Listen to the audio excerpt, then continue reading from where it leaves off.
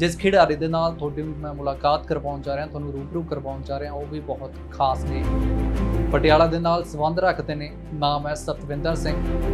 इकलौते कोच होने पंजाब दे जिन्हां नूं बाहरले मुल्क तो फोन आउंदे ने कि विदेशां दे विच आके कोचिंग देवो। ताइकवांडो इन्नी प्रसिद्ध नहीं सी जां कोई इन्ने जाणदे नहीं सी, पर तुसीं ताइकवांडो दे वल क्यों चुने? बाकी बच्चों वांगू ना एक बचपना तां उही गल्लां सीगीआं दिमाग दे विच कि सिखांगे बई किसी नाल कोई लड़ाई होगी तां बई अपना बचाव कर सकीए। मैं वैसे बैठा सोच रहा सी, मैं कहा थोड़ी गेम थोड़ी खेड एक अजिही खेड है कि वो पर्सनल लाइफ दे विच भी बड़ी काम आ जाती है, ट्रेनिंग लाइफ इदों ही लड़ाई भी हुई है। मुंडे सीगे कोई कुड़ियां नूं छेड़दे पे, ਅਸੀਂ ਉਹਨਾਂ ਨੂੰ ਸਮਝਾਇਆ ਵੀ ਤੁਸੀਂ ਇਦਾਂ ਨਾ ਕਰੋ, ਵੀ ਛੱਡੋ ਵੀ ਬੱਚੀਆਂ ਨੇ ਰਹਿਣ ਦਿਓ, ਹੈ ਨਾ, ਵੀ ਇਹੋ ਜਿਹਾ ਕੰਮ ਚੰਗਾ ਲੱਗਦਾ ਕਿਸੇ ਸਕੂਲ ਦੇ ਬਾਹਰ ਵੀ ਕਰ। ਉਹ ਨਹੀਂ ਟਲੇ ਜੀ, ਤੇ ਉਹਨਾਂ ਚੋਂ ਦੇਖਦੇ ਦੇਖਦੇ ਮੁੰਡੇ ਨੇ ਕੁੜੀ ਦੇ ਮੂੰਹ ਤੇ ਚਪੇੜ ਮਾਰੀ। ਮੈਨੂੰ ਲੱਗਦਾ ਉਹ ਲੜਕੀ +2 ਦੀ ਹੋਣੀ ਹੈ ਤੇ ਮੁੰਡੇ ਉਹ ਗ੍ਰੈਜੂਏਸ਼ਨ ਵਾਲੇ ਮੁੰਡੇ ਲੱਗਦੇ ਸੀ। ਫਿਰ ਉਹ ਚੀਜ਼ ਮੇਰੇ ਬਰਦਾਸ਼ਤ ਤੋਂ ਬਾਹਰ ਹੋਈ ਹੈ ਤੇ ਫਿਰ ਉਸ ਤੋਂ ਬਾਅਦ ਮੈਂ ਥੋੜਾ ਜਿਹਾ ਹਨਾ ਲਾ ਕੇ ਚਲੋ ਵੀ ਆਪਣੇ ਰੂਪ ਚ ਆਇਆ। ਫਿਰ ਮੈਨੂੰ ਲੱਗਦਾ 2-3 ਹੀ ਮੈਂ ਲੱਤਾਂ ਜਾਂ 2-3 ਮੁੱਕੇ ਮਾਰੇ। ਉਸ ਤੋਂ ਬਾਅਦ ਤੁਸੀਂ ਬਿਲੀਵ ਨਹੀਂ ਕਰੋਗੇ, ਮੁੰਡੇ ਥੱਲੇ ਮੁੱਦੇ ਹੋ ਕੇ ਡਿੱਗੇ।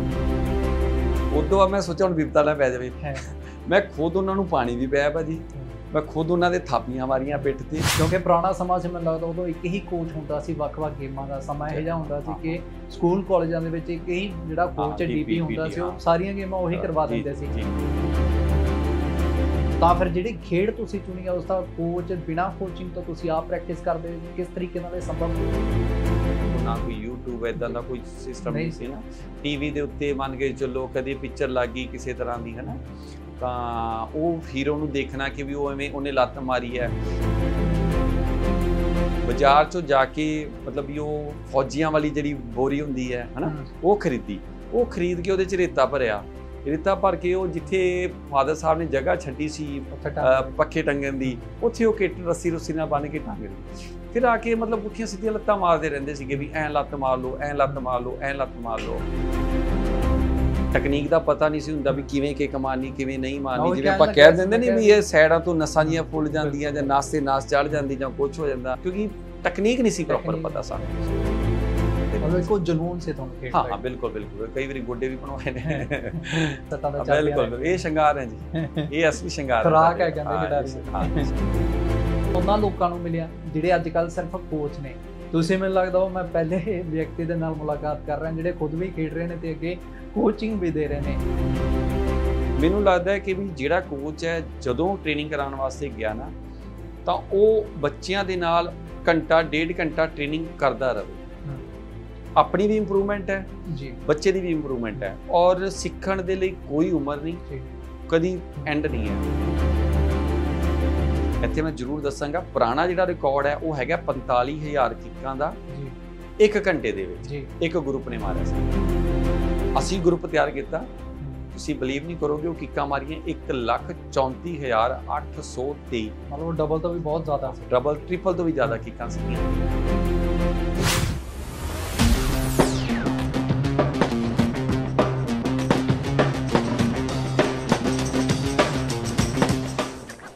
ਨਿਊਜ਼ ਓਨਲੀ ਦੇਖ ਰਹੇ ਸਾਰੇ ਦਰਸ਼ਕਾਂ ਦਾ ਖੈਰ ਮਕਦਮ ਹੈ। ਪ੍ਰੋਗਰਾਮ ਸਪੋਰਟਸ ਸਿਤਾਰਿਆਂ ਦੇ ਵਿੱਚ ਸਾਰੇ ਦਰਸ਼ਕਾਂ ਦਾ ਸਵਾਗਤ ਵੀ ਹੈ। ਹਰ ਵਾਰ ਦੀ ਤਰ੍ਹਾਂ ਅੱਜ ਵਾਰ ਵੀ ਜਿਹੜਾ ਇਸ ਐਪੀਸੋਡ ਦੇ ਵਿੱਚ ਇੱਕ ਖਾਸ ਖਿਡਾਰੀ ਦੇ ਨਾਲ ਤੁਹਾਡੀ ਮੁਲਾਕਾਤ ਕਰਵਾਵਾਂਗੇ ਜਿਸ ਨੇ ਖੇਡਾਂ ਦੀ ਦੁਨੀਆ ਦੇ ਵਿੱਚ ਮੱਲਾਂ ਮਾਰੀਆਂ ਨੇ ਅਤੇ ਉੱਥੇ ਹੀ ਆਪਣੇ ਪਰਿਵਾਰ ਅਤੇ ਆਪਣੇ ਪੰਜਾਬ ਅਤੇ ਦੇਸ਼ ਦਾ ਨਾਂ ਵੀ ਚਮਕਾਇਆ। ਮੈਂ ਇੰਟਰਵਿਊ ਸ਼ੁਰੂ ਕਰਨ ਤੋਂ ਪਹਿਲਾਂ ਦੱਸ ਦੇਵਾਂ ਕਿ ਅੱਜ ਦੀ ਇੰਟਰਵਿਊ ਬੇहद ਖਾਸ ਰਹਿਣ ਵਾਲੀ ਹੈ, ਕਿਉਂਕਿ ਅੱਜ ਦਾ ਜਿਸ ਖਿਡਾਰੀ ਦੇ ਨਾਲ ਤੁਹਾਡੀ ਮੈਂ ਮੁਲਾਕਾਤ ਕਰਵਾਉਣ ਜਾ ਰਿਹਾ, ਤੁਹਾਨੂੰ ਰੂਬਰੂ ਕਰਵਾਉਣ ਜਾ ਰਿਹਾ, ਉਹ ਵੀ ਬਹੁਤ ਖਾਸ ਨੇ। ਪਟਿਆਲਾ ਦੇ ਨਾਲ ਸੰਬੰਧ ਰੱਖਦੇ ਨੇ। ਨਾਮ ਹੈ ਸਤਵਿੰਦਰ ਸਿੰਘ, ਜਿਨ੍ਹਾਂ ਨੇ ਤਾਈਕਵਾਂਡੋ ਖੇਡ ਦੇ ਵਿੱਚ ਸਟੇਟ ਰਿਕਾਰਡ ਵੀ ਬਣਾਇਆ ਤਾਂ ਉੱਥੇ ਨੈਸ਼ਨਲ ਰਿਕਾਰਡ ਵੀ ਬਣਾਇਆ ਅਤੇ ਆਪਣੇ ਜੀਵਨ ਦੇ ਵਿੱਚ ਉਹਨਾਂ ਦੇ ਵੱਲੋਂ ਕਈ ਹੀ ਇਸ ਤਰੀਕੇ ਦੇ ਇਸ ਤਰ੍ਹਾਂ ਦੇ ਕਈ ਹੋਰ ਵੀ ਜਿਹੜੇ ਰਿਕਾਰਡ ਨੇ ਆਪਣੇ ਨਾਮ ਕੀਤੇ। ਅਤੇ ਉੱਥੇ ਹੀ ਉਹਨਾਂ ਦੇ ਵੱਲੋਂ ਮੈਂ ਇੱਕ ਖਾਸ ਗੱਲ ਉਹਨਾਂ ਨੇ ਦੱਸ ਦੇਵਾਂ ਕਿ ਜਿੱਥੇ ਖੇਡਦੇ ਨੇ ਤਾਂ ਉੱਥੇ ਹੀ ਕੋਚਿੰਗ ਵੀ ਦਿੰਦੇ ਨੇ ਪਟਿਆਲਾ ਦੇ ਵਿੱਚ ਹੀ ਬੱਚਿਆਂ ਨੂੰ, ਤਾਈਕਵਾਂਡੋ ਦੇ ਵਿੱਚ ਹੀ, ਜਿਸ ਦੇ ਸਦਕਾ ਕਈ ਬੱਚਿਆਂ ਦੇ ਵੱਲੋਂ ਪੰਜਾਬ ਅਤੇ ਦੇਸ਼ ਦਾ ਨਾਮ ਚਮਕਾਇਆ ਜਾ ਰਿਹਾ। ਅਤੇ ਇੱਕ ਹੋਰ ਖਾਸ ਗੱਲ ਹੈ ਉਹਨਾਂ ਦੀ ਕੋਚਿੰਗ ਦੀ, ਕਿਉਂਕਿ ਆਪਾਂ ਹਮੇਸ਼ਾ ਦੇਖਦੇ ਹਾਂ ਕਿ ਬਾਹਰ ਤੋਂ ਜਿਹੜੇ ਕੋਚ ਨੇ ਭਾਰਤ ਬੁਲਾਏ ਜਾਂਦੇ ਨੇ, ਪਰ ਮੈਨੂੰ ਲੱਗਦਾ ਹੈ ਕਿ ਇਕਲੌਤੇ ਕੋਚ ਹੋਣੇ ਪੰਜਾਬ ਦੇ ਜਿਨ੍ਹਾਂ ਨੂੰ ਬਾਹਰਲੇ ਮੁਲਕ ਤੋਂ ਫੋਨ ਆਉਂਦੇ ਨੇ ਕਿ ਵਿਦੇਸ਼ਾਂ ਦੇ ਵਿੱਚ ਆ ਕੇ ਕੋਚਿੰਗ ਦੇਵੋ, ਅਤੇ ਹੁਣ ਤੱਕ ਉਹ ਕਈ ਦੇਸ਼ਾਂ ਦੇ ਵਿੱਚ ਆਪਣੇ ਇੰਡੀਆ ਨੂੰ ਛੱਡ ਕੇ, ਪੰਜਾਬ ਨੂੰ ਛੱਡ ਕੇ ਕਈ ਦੇਸ਼ਾਂ ਦੇ ਵਿੱਚ ਜਾ ਕੇ ਵੀ ਉਹਨਾਂ ਦੇ ਵੱਲੋਂ ਕੋਚਿੰਗ ਹੈ ਜਿਹੜੀ ਉਹ ਦਿੱਤੀ ਜਾ ਚੁੱਕੀ ਆ। ਤਾਂ ਅੱਜ ਆਓ ਉਹਨਾਂ ਦਾ ਸਭ ਤੋਂ ਪਹਿਲਾਂ ਸਵਾਗਤ ਕਰਦੇ ਹਾਂ ਤੇ ਉਹਨਾਂ ਦੇ ਜੀਵਨ ਦੇ ਬਾਰੇ, ਜਿਸ ਤਰੀਕੇ ਦੀ ਉਹਨਾਂ ਦੇ ਸਟਰਗਲ ਰਹੀ ਆ, ਉਸ ਬਾਰੇ ਵੀ ਉਹਨਾਂ ਤੋਂ ਜਾਣਾਂਗੇ, ਉਹਨਾਂ ਦੇ ਨਾਲ ਗੱਲਬਾਤ ਕਰਾਂਗੇ। ਸਭ ਤੋਂ ਪਹਿਲਾਂ ਉਹਨਾਂ ਦਾ ਸਵਾਗਤ ਕਰਦੇ ਹਾਂ। ਸਤਵਿੰਦਰ ਜੀ, ਸਭ ਤੋਂ ਪਹਿਲਾਂ ਤਾਂ ਨਿਊਜ਼ ਓਨਲੀ ਦੇ ਪ੍ਰੋਗਰਾਮ ਸਪੋਰਟਸ ਸਿਤਾਰੇ ਦੇ ਵਿੱਚ ਬਹੁਤ-ਬਹੁਤ ਸਵਾਗਤ ਹੈ। Thank you sir, thank you so much. ਤੁਹਾਡਾ ਤੇ ਤੁਹਾਡੀ ਪੂਰੀ ਟੀਮ ਦਾ, ਨਿਊਜ਼ ਓਨਲੀ ਦਾ, ਵੀ ਉਹਨਾਂ ਨੇ ਮੈਨੂੰ ਤੁਹਾਡੇ ਜ਼ਰੀਏ ਸਾਰੇ ਦਰਸ਼ਕਾਂ ਨੂੰ ਮਿਲਣ ਦਾ ਮੌਕਾ ਦਿੱਤਾ। ਧੰਨਵਾਦ, thank you so much. Sir, ਅੱਜ ਮੈਨੂੰ ਲੱਗਦਾ ਜਦੋਂ ਤੁਹਾਡੇ ਇੰਟਰਵਿਊ ਦਰਸ਼ਕ ਦੇਖਣਗੇ ਜਾਂ ਫਿਰ ਜਿਹੜੇ ਲੋਕ ਤੁਹਾਨੂੰ ਦੇਖ ਰਹੇ ਹੋਣਗੇ, ਤੁਹਾਡੇ ਪਿੱਛੇ ਬਹੁਤ ਸਾਰੀਆਂ ਟਰੋਫੀਆਂ ਨੇ। ਅਲਫਾਜ਼ ਤਾਂ ਕਹਿੰਦੇ ਇੱਕ ਜਦੋਂ ਸੀਨ ਬਣਦਾ ਤਾਂ ਵਾਹ ਵਾਹ ਨਿਕਲਦਾ ਹੁੰਦਾ ਜ਼ੁਬਾਨ ਤੋਂ, ਬਟ ਮੈਨੂੰ ਲੱਗਦਾ ਇਹ ਅਲਫਾਜ਼ ਦੇ ਪਿੱਛੇ ਬਹੁਤ ਇੱਕ ਚੁਣੌਤੀਪੂਰਨ ਆਪਾਂ ਕਹਿ ਲਈਏ ਜ਼ਿੰਦਗੀ ਵੀ ਰਹਿੰਦੀ ਆ, ਤੇ ਬਹੁਤ ਸੰਘਰਸ਼ਸ਼ੀਲ ਜਿਹੜੀ ਜ਼ਿੰਦਗੀ ਦੇ ਨਾਲ ਨਾਲ ਇੱਕ ਹਾਰਡ ਟ੍ਰੇਨਿੰਗ ਤੇ ਸਟਰਗਲ ਵੀ ਇੱਕ ਸਪੋਰਟਸ ਪਲੇਅਰ ਦੇ ਜੀਵਨ ਦੇ ਵਿੱਚ ਰਹਿੰਦੀ ਹੈ। ਸੋ ਅੱਜ ਉਸ ਦੇ ਬਾਰੇ ਜਾਣਨ ਦੀ ਕੋਸ਼ਿਸ਼ ਕਰਾਂਗੇ, ਕਿਉਂਕਿ ਮੈਨੂੰ ਲੱਗਦਾ ਜਿੰਨੀਆਂ ਵੀ ਟਰੋਫੀਆਂ ਤੁਹਾਡੇ ਪਿੱਛੇ ਪਈਆਂ ਨੇ ਉਸ ਪਿੱਛੇ ਬਹੁਤ ਵੱਡੀ ਮਿਹਨਤ ਆ ਜਿਹੜੀ ਤੁਹਾਡੀ ਜ਼ਿੰਦਗੀ ਦੀ ਰਹੀ ਹੈ। ਪਰ ਸ਼ੁਰੂਆਤ ਆਪਾਂ ਤੁਹਾਡੇ ਜੀਵਨ ਦੇ ਇਸ ਖੇਡ ਦੀ ਸ਼ੁਰੂਆਤ ਤੋਂ ਕਰਦੇ ਹਾਂ ਕਿ ਕਿਵੇਂ ਆਖਿਰ ਜਿਹੜਾ ਤੁਸੀਂ ਤਾਈਕਵਾਂਡੋ ਦੇ ਵੱਲ ਜਿਹੜੀ ਚੋਣ ਕੀਤੀ ਕਿ ਮੈਂ ਤਾਈਕਵਾਂਡੋ ਦੇ ਵੱਲ ਜਾਣਾ, ਕਿਉਂਕਿ ਮੈਨੂੰ ਲੱਗਦਾ ਜਿਸ ਸਮੇਂ ਦੇ ਵਿੱਚ ਤੁਸੀਂ ਸ਼ੁਰੂਆਤ ਕੀਤੀ ਆ, ਬਹੁਤ ਹੋਰ ਵੀ ਜਿਹੜੀਆਂ ਪੰਜਾਬ ਦੇ ਵਿੱਚ ਆਪਾਂ ਕਹਿ ਲਈਏ ਕਿ ਉਸ ਸਮੇਂ ਖੇਡਾਂ ਸੀ, ਤਾਈਕਵਾਂਡੋ ਇੰਨੀ ਪ੍ਰਸਿੱਧ ਨਹੀਂ ਸੀ ਜਾਂ ਕੋਈ ਇੰਨੇ ਜਾਣਦੇ ਨਹੀਂ ਸੀ, ਪਰ ਤੁਸੀਂ ਤਾਈਕਵਾਂਡੋ ਦੇ ਵੱਲ ਕਿਉਂ ਚੁਣਿਆ? ਮੈਂ ਜਦੋਂ ਛੋਟਾ ਸੀਗਾ 4th ਔਰ 5th ਕਲਾਸ 'ਚ ਅਸੀਂ ਪੜ੍ਹਦੇ ਸੀਗੇ, ਹੈ ਨਾ, ਤਾਂ ਸਕੂਲ 'ਚ ਅਨਾਉਂਸਮੈਂਟ ਹੋਈ ਕਿ ਬਈ ਸਕੂਲ ਦੇ ਵਿੱਚ ਮਾਰਸ਼ਲ ਆਰਟਸ ਹੈ ਉਹ ਸ਼ੁਰੂ ਕਰਵਾਉਣ ਲਈ ਜੀ ਕੋਚ ਸਾਹਿਬ ਆਏ ਹੋਏ ਨੇ। ਤਾਂ ਵੀ ਬਾਕੀ ਬੱਚਿਆਂ ਵਾਂਗੂ ਨਾ ਇੱਕ ਬਚਪਨਾ ਤਾਂ ਉਹੀ ਗੱਲਾਂ ਸੀਗੀਆਂ ਦਿਮਾਗ ਦੇ ਵਿੱਚ ਕਿ ਸਿੱਖਾਂਗੇ ਬਾਈ ਕਿਸੇ ਨਾਲ ਕੋਈ ਲੜਾਈ ਹੋ ਗਈ ਤਾਂ ਬਾਈ ਆਪਣਾ ਬਚਾਓ ਕਰ ਸਕੀਏ। ਇਹ ਮਕਸਦ ਨੂੰ ਲੈ ਕੇ ਮੈਂ ਜਿਹੜਾ ਇਸ ਗੇਮ ਨੂੰ ਚੁਣਿਆ, ਸ਼ੁਰੂ ਕੀਤਾ। ਬਟ ਉਸ ਟਾਈਮ ਦੇ ਵਿੱਚ ਮਾਰਸ਼ਲ ਆਰਟਸ ਦੇ ਨਾਲ karate, judo, boxing, kick boxing, taekwondo, ਬੜੀਆਂ ਸਾਰੀਆਂ ਫਾਰਮਸ ਹੈਗੀਆਂ ਸੀ ਜਿਨ੍ਹਾਂ ਬਾਰੇ ਸ਼ਾਇਦ ਮੈਂ ਕਹਿੰਦਾ ਕਿ ਵੀ ਲੋਕ ਅਵੇਅਰ ਨਹੀਂ ਸੀਗੇ। ਤਾਂ ਉਹ ਇੱਕੋ ਕੋਚ ਅਲੱਗ-ਅਲੱਗ ਸਾਰੀਆਂ ਫਾਰਮ ਕਰਵਾਉਂਦੇ ਵੀ ਸੀਗੇ। ਤਾਂ ਉਦੋਂ ਮਤਲਬ ਵੀ ਇਹ ਪ੍ਰੋਪਰ ਸਾਨੂੰ ਵੀ ਨਹੀਂ ਸੀ ਕਲੀਅਰ ਕਿ ਵੀ ਮੈਂ ਅੱਗੇ ਜਾ ਕੇ ਤਾਈਕਵਾਂਡੋ ਕਰਨੀ ਹੈ ਜਾਂ ਸਿੱਖਣੀ ਹੈ ਜਾਂ ਕਰਾਉਣੀ ਹੈ। ਮਤਲਬ ਮੈਨੂੰ ਲੱਗਦਾ ਉਸ ਸਮੇਂ ਦੇ ਵਿੱਚ ਪ੍ਰੋਪਰ ਡਿਫਰੈਂਸ ਵੀ ਨਹੀਂ ਪਤਾ ਹੋਣਾ। ਨਹੀਂ ਸੀ ਪਤਾ, ਕੋਈ ਸ਼ੱਕ ਨਹੀਂ, ਬਿਲਕੁਲ ਨਹੀਂ ਸੀ ਪਤਾ। ਬਟ ਹੌਲੀ-ਹੌਲੀ ਫਿਰ ਅਸੀਂ ਜਿਵੇਂ ਇਸ ਰਾਹ ਪਏ ਹਾਂ, ਅਸੀਂ ਚੱਲਦੇ ਰਹੇ ਹਾਂ ਇਸੇ ਗੇਮ ਨੂੰ ਲੈ ਕੇ, ਕਰਦੇ ਰਹੇ ਤਾਂ ਹੌਲੀ-ਹੌਲੀ ਸਮਝ ਆਉਣ ਲੱਗ ਗਈ ਕਿ ਵੀ ਇੱਕ ਤਾਈਕਵਾਂਡੋ ਅਲੱਗ ਸਪੋਰਟਸ ਹੈ ਜਿਹੜੀ ਓਲੰਪਿਕ ਈਵੈਂਟ ਹੈ ਅੱਜ ਦੇ ਟਾਈਮ ਦੇ ਵਿੱਚ 88 ਤੋਂ ਏਸ਼ੀਅਨ ਗੇਮਸ ਦੇ ਵਿੱਚ ਹੈਗੀ ਹੈ, ਕਾਮਨਵੈਲਥ ਚੈਂਪੀਅਨਸ਼ਿਪ ਦੇ ਵਿੱਚ ਹੈ, ਉਹਨਾਂ ਦੀ ਆਪਣੀਆਂ ਵਰਲਡ ਚੈਂਪੀਅਨਸ਼ਿਪਸ ਹੁੰਦੀਆਂ ਨੇ, ਨੈਸ਼ਨਲ ਗੇਮਸ ਦੇ ਵਿੱਚ ਇੰਡੀਆ 'ਚ ਨੈਸ਼ਨਲ ਗੇਮਸ ਦੇ ਵਿੱਚ ਹੈ। ਔਰ ਉਸ ਤੋਂ ਬਾਅਦ ਮਤਲਬ ਹੁਣ ਦੇ ਟਾਈਮ 'ਚ ਮੈਨੂੰ ਲੱਗਦਾ ਕਿ ਵੀ ਅਸੀਂ ਉਸ ਤੋਂ ਬਾਅਦ ਜਦੋਂ ਪਹਿਲਾਂ ਖੇਲਦੇ ਰਹੇ ਹਾਂ, ਬਾਅਦ 'ਚ ਜਦੋਂ ਮੈਂ ਆਪ ਐਜ਼ ਏ ਬਤੌਰ ਕੋਚਿੰਗ ਜਾਂ ਟ੍ਰੇਨਿੰਗ ਦੇ ਤੌਰ 'ਤੇ ਆਇਆ ਵਾਂ ਐਜ਼ ਏ ਟ੍ਰੇਨਰ, ਤਾਂ ਐਸਾ ਅਸੀਂ ਕੋਈ ਪਲੇਟਫਾਰਮ ਨਹੀਂ ਛੱਡਿਆ ਕਿ ਜਿਹਦੇ ਵਿੱਚ ਇਹਨੂੰ ਇੰਟਰੋਡਿਊਸ ਨਹੀਂ ਕਰਵਾਇਆ। ਤੁਹਾਡੀ ਬਹੁਤ ਮੈਨੂੰ ਲੱਗਦਾ ਮਿਹਨਤ ਵੀ ਇਹੀ ਆ, ਕਿਉਂਕਿ ਜਿਸ ਤਰੀਕੇ ਨਾਲ ਤੁਸੀਂ ਦੱਸ ਰਹੇ ਸੀ ਕਿ ਉਹ ਖੇਡ ਸੀ ਜਿਹੜੀ ਪੰਜਾਬ ਦੇ ਵਿੱਚ ਆਪਾਂ ਕਹਿ ਲਈਏ ਕਿ ਜਿਸ ਨੂੰ ਮਾਨਤਾ ਨਹੀਂ ਸੀ ਮਿਲੀ ਹੋਈ। 2008 ਦੇ ਵਿੱਚ ਤੁਸੀਂ ਮਾਨਤਾ ਦਵਾਈ, ਤੁਸੀਂ ਸੰਘਰਸ਼ ਕਰਦੇ ਰਹੇ ਜਿਸ ਖੇਡ ਦੇ ਵੱਲ ਤੁਹਾਨੂੰ ਜਿਹੜੀਆਂ ਡਿਫਿਕਲਟੀਜ਼ ਆਈਆਂ ਨੇ, ਤੁਸੀਂ ਚਾਹਿਆ ਕਿ ਹੋਰ ਖਿਡਾਰੀ ਜਾਂ ਫਿਰ ਹੋਰ ਪਲੇਅਰਾਂ ਨੂੰ ਨਾ ਆਉਣ। ਤੁਹਾਨੂੰ ਜੇਕਰ ਮੈਂ ਇਹ ਪੁੱਛਣਾ ਚਾਹ ਰਿਹਾ ਕਿ 2008 ਤੋਂ ਪਹਿਲਾਂ ਦਾ ਜਦੋਂ ਤੁਸੀਂ ਖੇਡਦੇ ਸੀ ਜ਼ਿਕਰ ਕਰਾਂ, ਉਦੋਂ ਤੁਹਾਨੂੰ ਇਹ ਅੰਦਾਜ਼ਾ ਸੀ ਜਾਂ ਪਤਾ ਸੀ ਕਿ ਮਾਨਤਾ ਨਹੀਂ ਹੈਗੀ ਇਸ ਖੇਡ ਨੂੰ ਪੰਜਾਬ ਦੇ ਵਿੱਚ? ਥੋੜੀ ਬਹੁਤ ਮਤਲਬ ਵੀ ਅਗਰ ਹੈ ਸੀ, ਬਟ ਸਾਨੂੰ ਇੰਨਾ ਇਗਨੋਰ ਕੀਤਾ ਜਾਏਗਾ ਉਹ ਸ਼ਾਇਦ ਨਹੀਂ ਸੀ ਪਤਾ। ਤੁਹਾਨੂੰ ਮੈਂ ਆਪਣਾ ਹੁਣੇ ਇੱਕ ਇਨਸੀਡੈਂਟ ਦੱਸਦਾ ਵਾਂ, ਇੱਕ ਜੋ ਸਾਡੇ ਨਾਲ ਆਪਣੇ ਨਾਲ ਬੀਤਿਆ ਹੈ। +2 ਕਰਨ ਤੋਂ ਬਾਅਦ ਜਦ ਅਸੀਂ ਕਾਲਜਾਂ 'ਚ ਗਏ ਹਾਂ ਵੀ ਐਡਮਿਸ਼ਨ ਲੈਣ ਵਾਸਤੇ, ਤਾਂ ਮਤਲਬ ਕਈ ਵਾਰੀ ਹੁੰਦਾ ਮੈਨੂੰ ਸਾਰੇ ਕਹਿੰਦੇ ਨੇ ਨਹੀਂ ਸਤਵਿੰਦਰ ਇਹ ਗੱਲ ਨਹੀਂ ਦੱਸਣੀ ਯਾਰ, ਇੱਕ ਇਨਸਲਟ ਵਾਲੀ ਗੱਲ ਹੈਗੀ ਆ ਵੀ ਤੂੰ ਇੱਕ ਨਾਮ ਹੈ ਸਪੋਰਟਸ ਉਹਦੇ ਵਿੱਚ ਤਾਂ ਬਈ ਚੰਗਾ ਨਹੀਂ ਲੱਗਦਾ। ਤਾਂ ਪਰ ਮੈਨੂੰ ਉਹਦੇ 'ਚ ਨਾ ਦੱਸਣ 'ਚ ਕੋਈ ਸ਼ਰਮ ਨਹੀਂ ਆਉਂਦੀ। ਮੈਨੂੰ ਲੱਗਦਾ ਕਿ ਵੀ ਲੋਕਾਂ ਨੂੰ ਪਤਾ ਹੋਣਾ ਚਾਹੀਦਾ, ਸੱਚਾਈ ਪਤਾ ਹੋਣੀ ਚਾਹੀਦਾ। ਮੈਨੂੰ ਖੁਦ ਨੂੰ ਗ੍ਰੈਜੂਏਸ਼ਨ ਟਾਈਮ ਦੇ ਵਿੱਚ ਸਪੋਰਟਸ ਦੇ ਵਿੱਚ ਜਿਵੇਂ ਆਪਾਂ ਫਿਜ਼ੀਕਲ ਐਜੂਕੇਸ਼ਨ ਸਬਜੈਕਟ ਰੱਖਦੇ ਹਾਂ, ਤਾਂ ਮੈਨੂੰ ਮੇਰੇ ਕਾਲਜ ਵਾਲਿਆਂ ਨੇ ਨਹੀਂ ਸੀ ਦਿੱਤਾ, ਸਿਰਫ ਇਸੇ ਵਜ੍ਹਾ ਕਰਕੇ ਕਿ ਤੁਹਾਡੀ ਜਿਹੜੀ ਸਪੋਰਟਸ ਹੈ ਤਾਈਕਵਾਂਡੋ ਉਹ ਸਾਡੇ ਸਪੋਰਟਸ ਕੈਲੰਡਰ ਦੇ ਵਿੱਚ ਨਹੀਂ ਹੈ, ਯੂਨੀਵਰਸਿਟੀ ਕੈਲੰਡਰ 'ਚ ਨਹੀਂ ਹੈ, ਤਾਂ ਅਸੀਂ ਤੁਹਾਡੀ ਐਡਮਿਸ਼ਨ ਨਹੀਂ ਕਰਾਂਗੇ। ਉਸ ਤੋਂ ਬਾਅਦ ਫਿਰ ਮੇਰੀ ਇਹ ਪ੍ਰੋਬਲਮ ਆਈ BPEd 'ਚ ਜਾ ਕੇ, ਜਦੋਂ ਮੈਂ BPEd ਆਪਣੀ ਗ੍ਰੈਜੂਏਸ਼ਨ ਬਿਨਾ ਫਿਜ਼ੀਕਲ ਐਜੂਕੇਸ਼ਨ ਤੋਂ? ਮੈਂ ਗ੍ਰੈਜੂਏਸ਼ਨ ਹੈ ਜਿਹੜੀ ਮੈਂ ਬਿਨਾ ਫਿਜ਼ੀਕਲ ਐਜੂਕੇਸ਼ਨ ਤੋਂ ਕੀਤੀ ਹੈ।